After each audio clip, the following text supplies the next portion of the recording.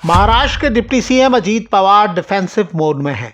अजीत पवार ने ऐलान किया है कि पुणे की जिस जमीन को उनके बेटे पार्थ पवार से जुड़ा बताया जा रहा है, उसकी डील रद्द कर दी गई है।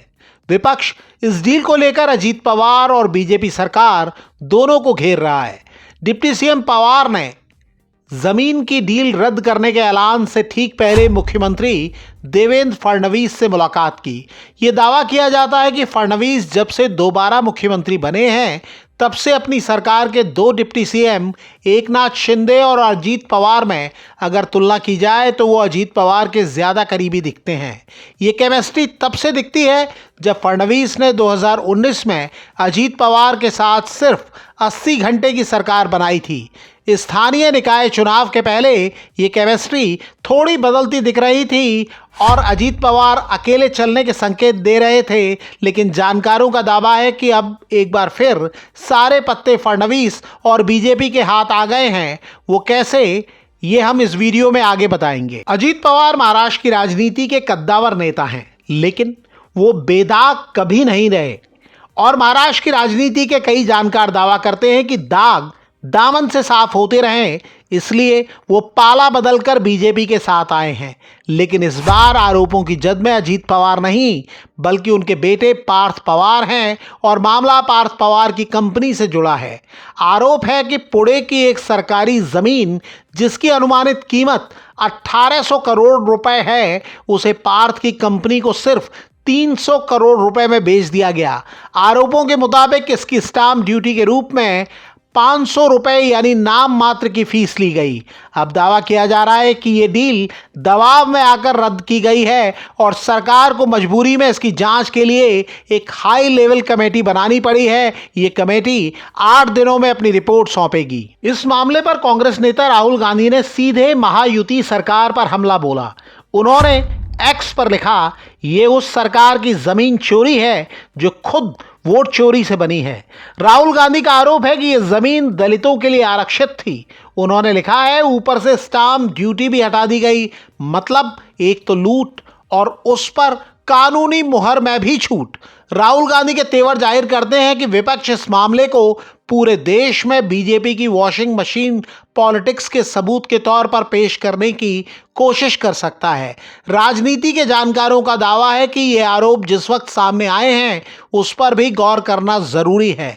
लोकसभा चुनावों में अपेक्षित प्रदर्शन करने में नाकाम रही बीजेपी ने पिछले साल हुए विधानसभा चुनाव में शानदार वापसी की थी और महाविकास अघाड़ी को पूरी तरह पस कर दिया था। अब बीजेपी और देवेंद्र फडणवीस उसी सफलता को स्थानीय निकाय चुनाव में दोहराना चाहते हैं। स्थानीय निकाय चुनाव के ठीक पहले अजीत पवार कई इलाकों में अकेले चलने के संकेत दे रहे थे। जानकारों का दावा है कि इस मामले में सवाल भले ही सरकार से पूछे जा रहे हैं, लेकिन ज्यादा मुश्किल में अजीत पवार दिखते हैं।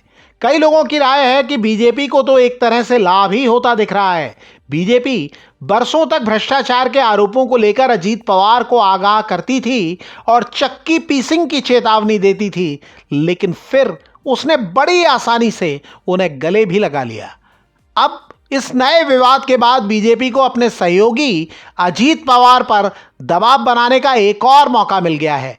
विधानसभा चुनाव के बाद बीजेपी महाराष्ट्र में इतनी मजबूत स्थिति में आ चुकी है कि वो अपने सहयोगियों को अपनी शर्तों पर चलने के लिए मजबूर कर सकती है।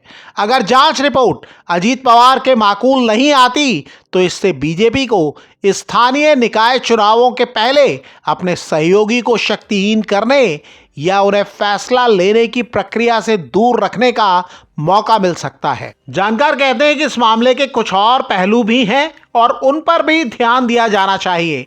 उनकी राय में पुणे के जमीन विवाद की आंच सिर्फ महाराष्ट्र तक सीमित नहीं रहेगी। ये मामला उन तमाम राज्यों में गूंज सकता है जहां बीजेपी सत्ता में है और वो भ्रष्टाचार पर जीरो टॉलरेंस का दावा करती है।